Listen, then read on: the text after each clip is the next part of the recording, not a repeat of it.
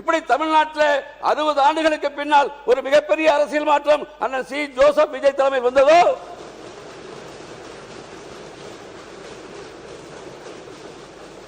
அதை போல கர்நாடகத்தில் காங்கிரஸ் பாஜக இல்லாத ஒரு அரசு அமையப்பெற வேண்டும். மத்தியில் பாரதிய ஜனதா காங்கிரஸ் இல்லாத ஒரு அரசு அமையப்பெற வேண்டும். 5 தனி தீர்மானங்கள் இந்த சட்டமன்றத்தில் மேகதாது காவேரிக்காக நிறைவேற்றப்பட்டிருக்கிறது.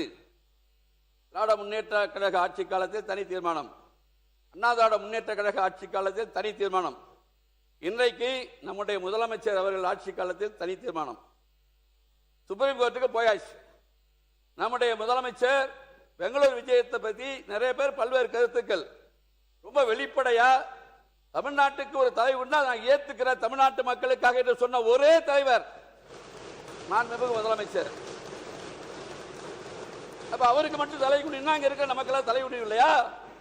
ஒரு நாட்டினுடைய முதலமைச்சருக்கு தலைகுனிவு என்றால் 8.5 கோடி மக்களுக்கும் தலைகுனிவு, 234 சட்டமன்ற உறுப்பினர்களுக்கும் தலைகுனிவு, 40 பாராளுமன்ற உறுப்பினர்களுக்கும் தலைகுனிவு நான் எண்ணுகிறேன்.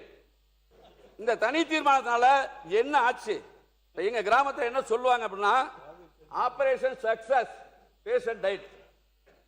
5 தனி தீர்மானம் அனைத்து திராவிட முன்னேற்ற கழக ஆட்சியில், அண்ணா திராவிட முன்னேற்ற கழக ஆட்சியில் போட்ட தனி தீர்மானத்தில் ஒன்றும் கிடையாது. நம்ம சட்ட போராட்டம் நடத்தணும், சுப்ரீம் கோர்ட்டுக்கு போகணும். இதுதான் இதுக்கு ஒரே தீர்வை தவிர, கர்நாடக மதிக்கு எஸ்.எம். கிருஷ்ணா முதலமைச்சராக இருந்த போது மாண்புமிகு அம்மா சுப்ரீம் கோர்ட்டுக்கு போனாங்க.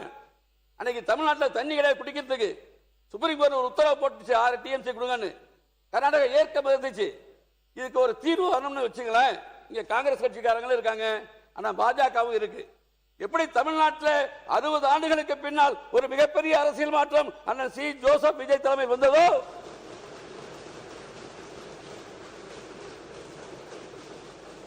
அதை போல கர்நாடகத்தில் காங்கிரஸ் பாஜக இல்லாத ஒரு அரசு அமையப்பெற வேண்டும். மத்தியில் பாரதிய ஜனதா காங்கிரஸ் இல்லாத ஒரு அரசு அமையப்பெற வேண்டும். அப்போதான் இருங்க இருங்க இருங்க அப்போதான் இந்த 2 அரசாங்கமா உட்காருங்க உட்காருங்க உட்காருங்க உட்காருங்க உட்காருங்க அமைச்சர் உட்காருங்க. இந்த 2 அரசாங்கமா உட்காருங்க, நான் சொல்லி முடிச்சிடுறேன். நீங்க 5 பேர் எம்எல்ஏ இருக்கு, உட்காருங்க உட்காருங்க உட்காருங்க. அம்மா மாண்புமிகு உறுப்பினர் உட்காருங்க, நான் சொல்லி முடிச்சிடுறேன்.